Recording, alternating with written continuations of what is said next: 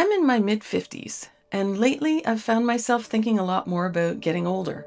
Not so much the wrinkles and gray hair part, but the ways we change as people. The things I care about have changed, my relationships with some people have changed. Things I tolerated when I was younger don't necessarily get a seat at the table anymore. And some things I thought would bother me about getting older, surprisingly don't. And the more I listen to other people around my age, the more I realize I'm not the only one. So I've become curious about what's actually happening to us as we move through this part of life, and what psychology, gerontology, and even a little bit of anthropology might have to say about it.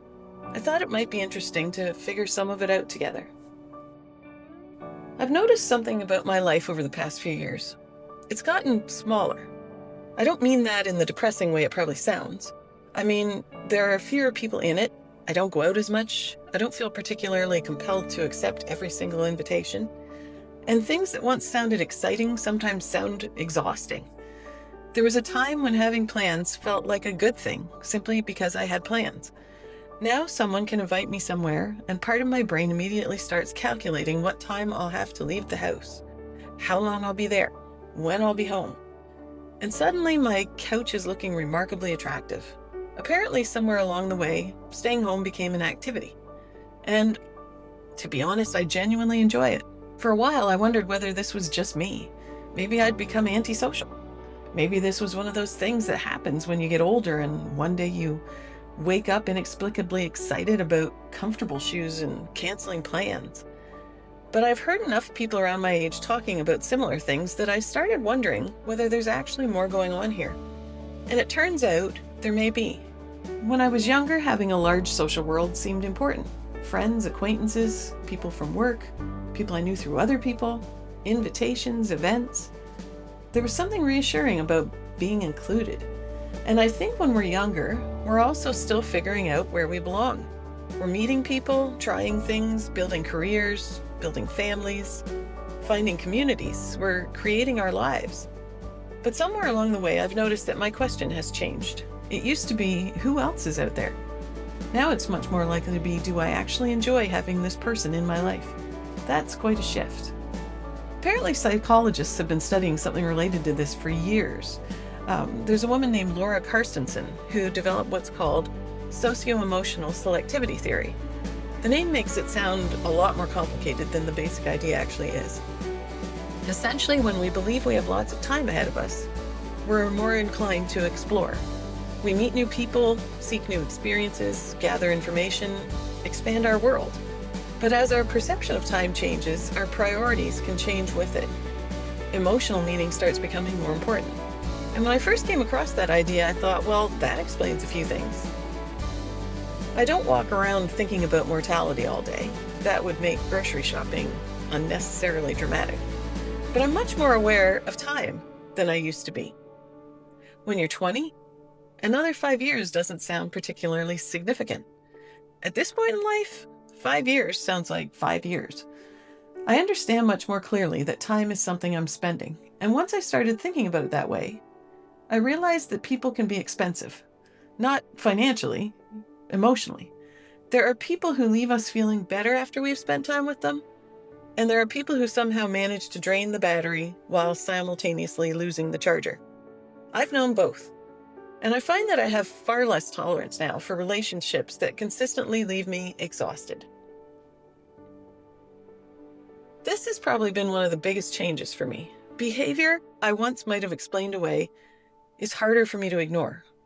Constant criticism, a person who needs every conversation to revolve around them, a friend who quietly competes with you, or a relative who expects unlimited access to your time. The person who only seems comfortable with you when you're playing the role they've assigned you.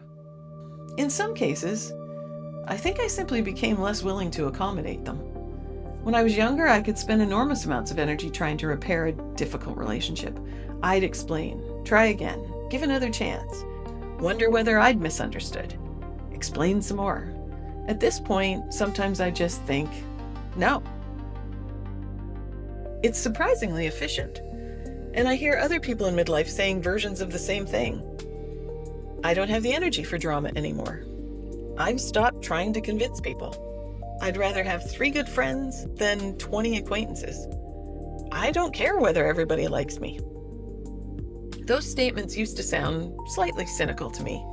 Now I'm beginning to understand them differently.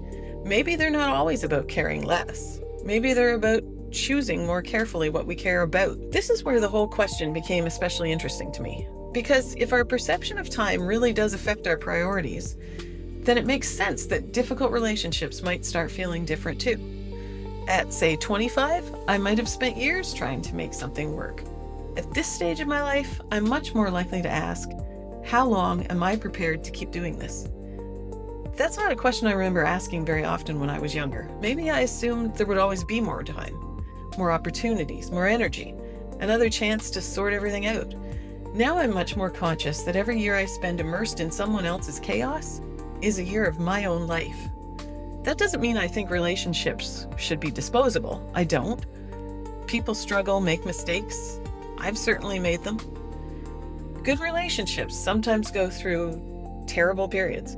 But I think I've finally learned that there's a difference between a relationship going through a difficult season and a relationship whose permanent climate is a hurricane. I don't particularly want to live in hurricanes anymore. This part surprised me because we're constantly told that more is better. More friends, experiences, travel, activities, connections, followers, more everything. We're supposed to keep expanding.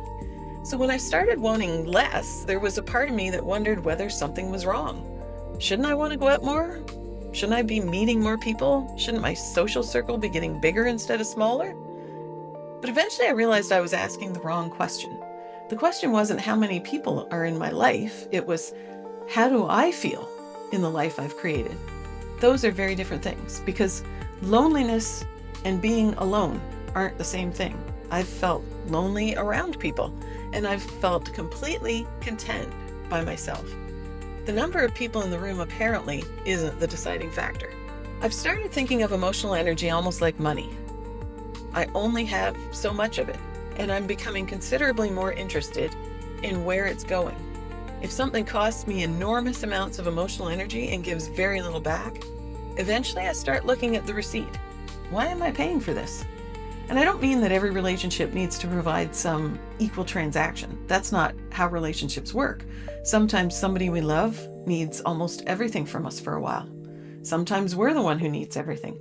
But there's a difference between supporting someone through a difficult period and maintaining a relationship in which exhaustion is the normal price of admission. I've become better at noticing the difference. Maybe that's age, maybe it's experience, maybe it's both. Here's what has surprised me most. As my world became smaller, I expected it to feel emptier, maybe. It doesn't. In some ways, it feels fuller. There's more room for things I actually enjoy. More quiet, more time to think, more time for interests I neglected when I was younger. More freedom to learn something simply because I want to learn it. More willingness to spend an evening doing absolutely nothing without feeling that I should be somewhere else. And perhaps most importantly, more room to hear myself. I spent a lot of my younger life adding things: people, responsibilities, expectations, goals, possessions, obligations. And now I seem to be in a stage of life where I'm doing some subtracting. What's strange is that I don't experience that as giving up. It feels more like editing. I'm looking at the life I've accumulated and asking, does this still belong here? Some things absolutely do. Some don't. I used to think getting older would mostly be about losing things, and obviously aging does bring losses. Pretending otherwise would be unrealistic. But I didn't anticipate that there might also be a kind of clarity that comes with it. I didn't expect to become more comfortable saying no. I didn't expect solitude to sometimes feel luxurious. I didn't expect a smaller social circle to feel less like rejection and more like relief. And I certainly didn't expect staying home on a Friday night to become something I actively look forward to. Yet here we are. Maybe my world has gotten smaller, but I'm starting to think that's not quite the right way to describe it. Maybe I've just become more selective about what gets to occupy it. And I'm curious whether other people have experienced the same thing. If you're somewhere around midlife or even well beyond it, has your world gotten smaller as you've gotten older? Do you miss the bigger version? Or have you discovered, as I have, that you actually prefer having fewer people, fewer obligations, and a little more room to breathe? And if you're younger and listening to this, wait, is this what's coming? Maybe, but I'm beginning to think some of the plot twists aren't nearly as bad as we were led to believe.